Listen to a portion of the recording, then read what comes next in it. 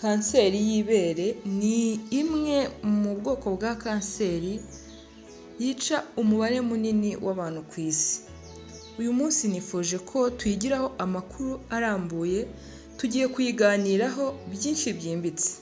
Ndaza kukubwira ibimenyetso byayo kuko kimwe mu bituma yica umubare w'abantu benshi ni uko akenshi na kenshi ibimenyetso byayo bidakunda kugaragara. Ariko nanone umubare munini w'abayikira, ubushakashatsi bugaragazwa ko baba bagiye kwa muganga bitewe n'uko bagenzuye bakareba ibi bimenyetso. Ngewe muri kumwe ni Byukusenge Honorine nk'ibisanzwe. Iyi ni Salvation Content TV. Niba ari ubwa mbere wumvishe ibiganiro byacu, wibuke gukora subscribe. By'umwihariko kuri iki kiganiro tugiye kuvuga ku kiganiro buri muntu wese yagakwiriye kuba agiraho ubumenyi, akongera gukanguka, kuko iyi ndwara n'umuvuduko wayo uri gufata intera cyane.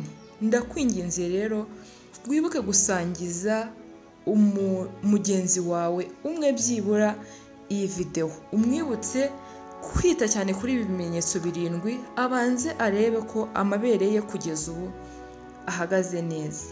Kanseri rero muri rusange ahanini ni uturemangingo tuba twakuze mu buryo budasanzwe. Hari ibintu byinshi bishobora kubitera. Ibyo tuzabireba mu kindi kiganiro, aho tuzarambura neza ibintu bishobora gutera kanseri. Uyu munsi rero tugiye kugaruka ku bimenyetso birindwi wowe ushobora kwirebaho ukamenya yuko hari ikibazo kiri kuvuka. Mu bushakashatsi bwakozwe rero mu mwaka w'2024 mu kwezi kwa gatatu, bwagaragaje ko kanseri 99, iyi kanseri y'ibere, igaragara ku gitsina gore. Ntabwo ari ku bagore gusa, kuko igice pourcentage zisigaye igaragara ku gitsina gabo. 0.5 kugeza kuri 1% igaragara ku gitsina gabo. Iyi kanseri y'ibere rero yica umubare munini w'abantu ku isi, aho mu mwaka w'2022 hagaragaye ko kanseri y'ibere yishe abantu bagera ku 670,000 ku isi. Uyu ni umubare munini cyane w'abantu, kandi uko imyaka ishira abantu barushaho kwiyongera n'ikibazo cyayo kirushaho kuzamuka. Bana natwe rero urebe wumve neza ibi bimenyetso kugira ngo ujye ubyirebaho kenshi gashoboka. Ikimenyetso cya mbere rero ushobora kwirebaho ugahita utekereza uti ese aho ntago yaba ari kanseri? Nubona amabere yawe cyangwa agace gato ko kwibere ryawe karetsemo amazi, ibi ni ibintu bidasanzwe ushobora kwibonaho. Hari igihe akenshi na kenshi umuntu aba atajya apfa no kureba ngo yitegereze ku mabere ye amenye niba ibyo byabaye, ariko guhera ubu kenshi gashoboka mvuga ni igihe cyinshi, ntukagere ubwo wumva ko wibagiwe niba amabere yawe hari impinduka idasanzwe iyo ariho. Icyo kintu ukibonye wagombye kwihutira kugana abaganga.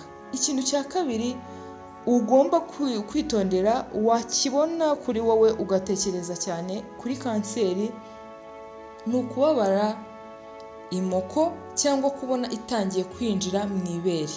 Gutebera kw'imoko mu buryo ubona ko budasanzwe, ugomba kubyitaho cyane.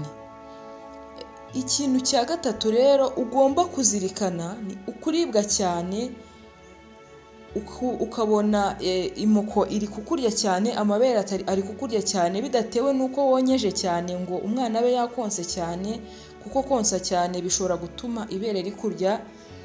Bibaho iyo umwana yakonse cyane, ariko mu gihe wumvishe uburibwe budasanzwe ku ibere, uba ugomba kubyitaho cyane, uba ugomba gukubita agatima kuri iyi ndwara ya kanseri.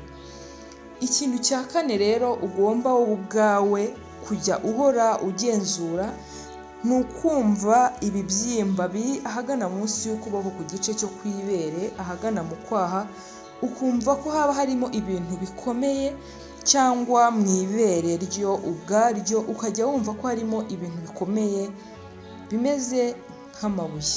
Icyo gihe wumvishemo ibyo bintu ushobora kumva ko ari ikibazo gikomeye ukaba wagana abaganga. Ikintu cya gatanu rero kigaragara kandi cy'ikimenyetso cy'iyi kanseri y'ibere, ugomba kugenzura ibintu bisohoka mu moko yawe. Ntabwo akenshi na kenshi abantu bajya bita ku mabere yabo ngo bagenzure kenshi na kenshi impinduka ziyabaho.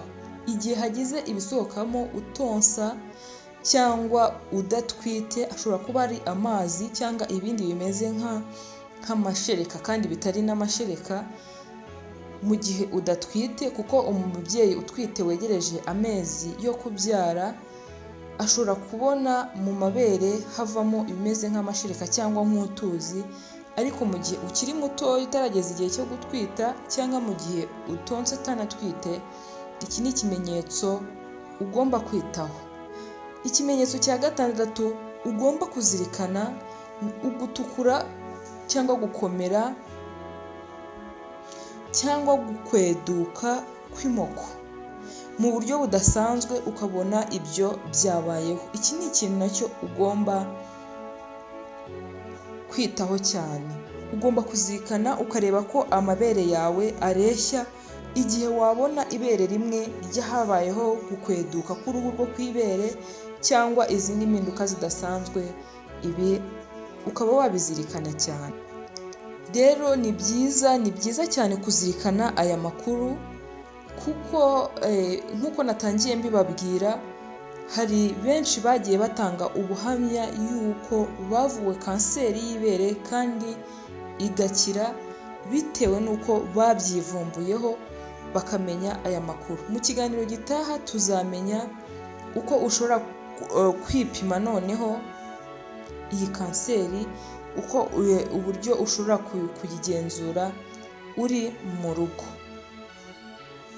Icyitonderwa rero, ntabwo uko imiterere y'ibere isanzwe imeze hato ugomba kubyitaho. Uko imiterere y'ibere isanzwe imeze ushobora kurikorakoraho ukumva uko riteye ubwaryo rigizwe, harimo imitsi, harimo na muscles, ushobora kuryumva ugatekereza ko ari bya bibyimba.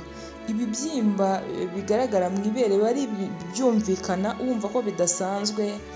Ugomba kuzirikana ibyo bintu kugira ngo bitazagutera ubwoba hakabaho no kwibeshya. Wakoze kubana natwe rero, ibi bimenyetso ujye ubizirikana ubyiteho. Tuzakomeza kubana no mu bindi biganiro aho iyi ndwara tuzayigiraho amakuru ahagije. Mwakoze kubana natwe rero. Iyi ni Salvation Content TV. Twatangiye kwiga buri kintu cyose cyatuma tugira amagara mazima, kandi buri muntu wese akagira uruhare mu gutuma amagara ye aba meza. Nitwe ba mbere dukwiriye kwita ku magara yacu n'ay'abatuzengurutse. Abandi muganga n'abandi badufasha bakaza batwunganira. Imana ibahe umugisha.